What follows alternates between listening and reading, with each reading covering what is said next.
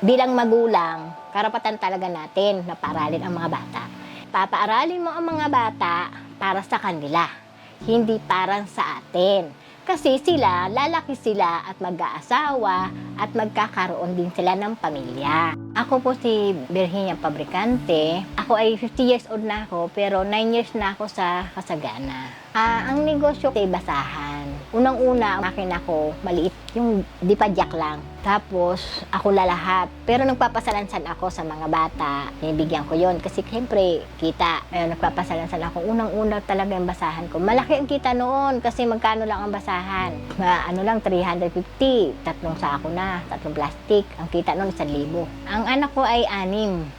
Pero may isa akong pamangkin na pinapaaral.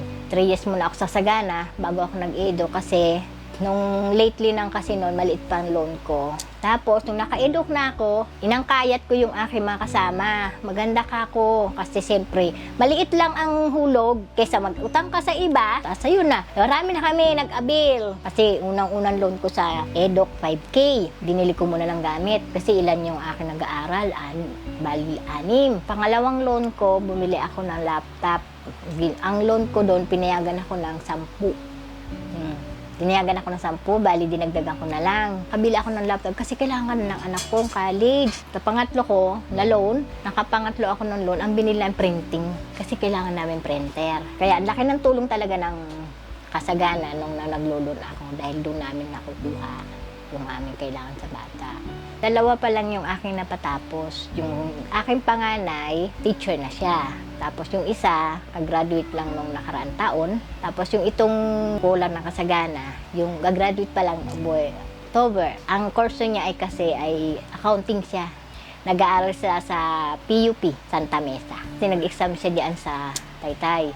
Kasi buti ka mo, pumasa naman siya. Ilan sila na nasa 30 sila na nag-exam. Buti nakasama yung anak ko. Nag-exam na, pumasa naman siya doon. Yung loan ko sa Kasagana ng edukasyon, binili namin ng laptop kasi kailangan kasi yan ng malakas na storage. Tapos, yung binibigay ng Kasagana ng scholarship ng Kasagana, binili niya ng libro. Sa scholar, nakatulong po yung K-edukasyon sa aming mga estudyante, lalo na po sa mga college student na gaya ko. Since sa amin nga po, lalo na rin po sa mga mahihirap na tulad ko na hindi na namin kailangan magtrabaho pa para hagilapin yung pera na kailangan na namin pambili ng libro, ng laptop actually, at na mga calculator, at iba pang kakailanganin namin at bayarin sa pag-aaral.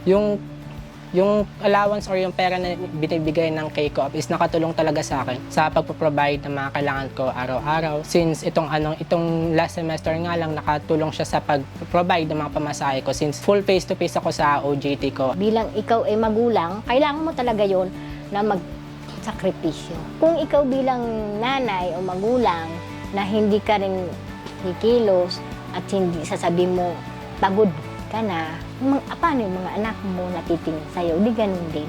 Kaya nga, mas maganda yung sasabihin mo sa sarili mo na kahit mahirap ka, lumalaban ka. Nasasabihin mo sa sarili mo na nakapagpatapos ako, ganito lang ako. Hindi ako nakapag-aral. High school lang ako. Pati asawa ko, high school lang din. Yung mga magulang na akala nila ay wala ng pag-asa, na laban lang. Nandiyan naman ang co-offer para pwede kang humiram kung ano man ang kailangan, lalo na sa edukasyon, sa pagpaaral. Kasi yung edukasyon talaga, yun talaga ang mamana mo sa mga anak mo, ang pag-aaral.